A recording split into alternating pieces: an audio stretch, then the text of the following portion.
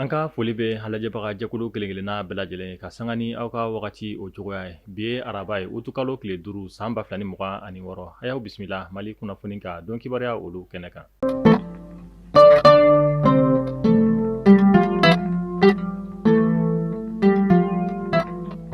An ka bi kunnafoniya gale o bɛ tali kɛ an ka wolomasiri tabaw ka ɲɛma kan ale ye kunnafoniya di kɛ ni a bɛ wele ko État Major Général des Armées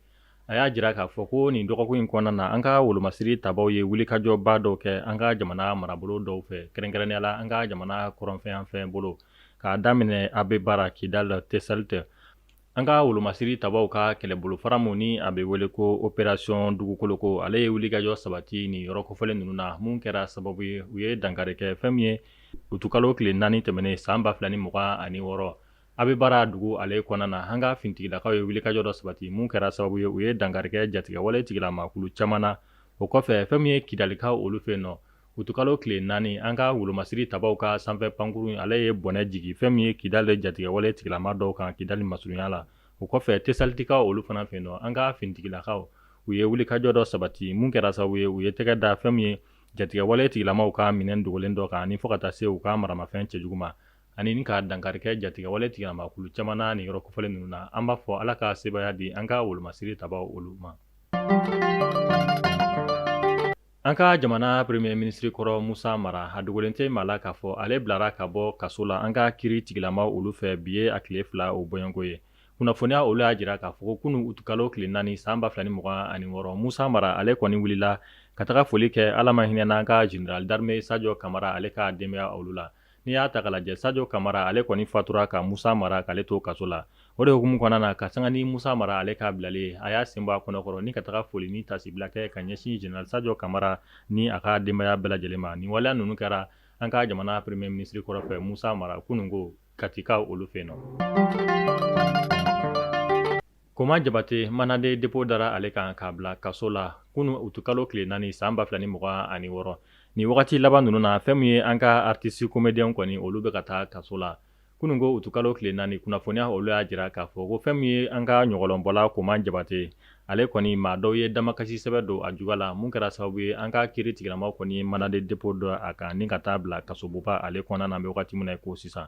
kunnafoniya kunfɔlɔ olu y'a jira k'a fɔ fɛn min ye humoriste comédien Koma Jabate ale kɔni ye dɔw ka mankutu kɛ bɔlɔlɔ sira sanfɛ ni o ye publicité agence immobilière dɔ o agence immobilière kofɔta in kɔni kɛra sababu ye ni ka maa dɔw kɔni ka wari kɔni kumaniya olu ma an bɛ wagati min na ko sisan o de hukumu kɔnɔna na o maa dɔw kɔni wulila ni ka t'u ka damakasi sɛbɛ don kiiri tigilama olu yɔrɔ min kɛra sababu ye ni ka humoriste comédien Koma Jabate k'ale don kaso la an bɛ wagati min na ko sisan.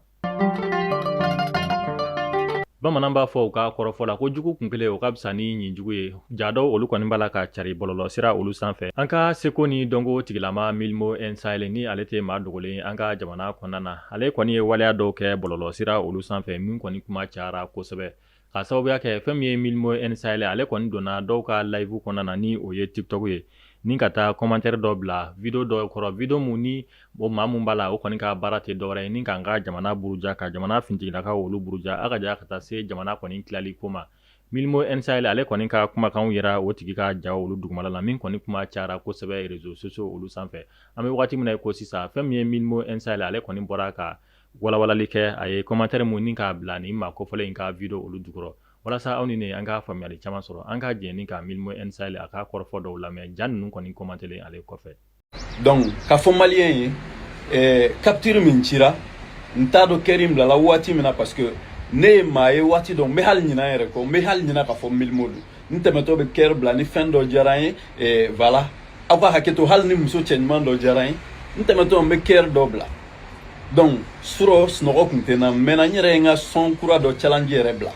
donc n ye n to fiyeteli la peut-être n nana bɛn ni nin ye i n'a fɔ n bɛnna ni fɛn caman ye cogo min n ye kɛrinin dɔw bila donc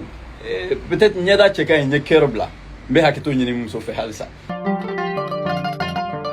Maliyɛnw a y'a fɔ ko ta tare k'a sababuya kɛ aw ye fɛn min laɲini tunga lafiya fɛ a ye o waleyaw ye tunga lafiya ale ka programme kura ni o ye logement sociaux ye i sigilen bɛ Mali kɔnɔ walima i sigilen bɛ jamana ale kɔ kan i sen bɛ se ka ye tunga lafiya ka nin logement sociaux ye ale la i dan ye dɔrɔn i ka kɛ sarata baara la tunga lafiya ka nin logement sociaux ye a bɛna kɛ Banankɔrɔni Kabala ale ni Jalakɔrɔbugu n'i b'a fɛ i sen ka ye a la numéro de téléphone ta i ka message bila WhatsApp kan i tɔgɔ ni jamu ka o bila n'i ka dossier tɛmɛna dɔrɔn tunga lafiya b'i ka so jɔ k'a ban pewu k'a clé d'i ma i bɛ tunga lafiya ka wari sara a ye dɔɔni dɔɔni ni madame Sisoko Zenab Tezaga Sanogo tɛ jɔn de bɛ se ka nin kɛ aw ye tunga lafiya ale nana maliyɛndenw lafiyali ni tungarankew olu lafiyali kama soko la maliyɛn kelen so kelen ba Maliba ale kɔnɔna la. Mali kunnafoni bɔlɔlɔ sira lajɛbaw ni kunnafoniya damadɔ de tun bɛ an bolo k'a lase aw ma bi arabadonya in na an b'a fɔ aw kan bɛn don n'a nataw la kunnafoniya kura olu kɛnɛ kan Ala k'an ka jamana basigi.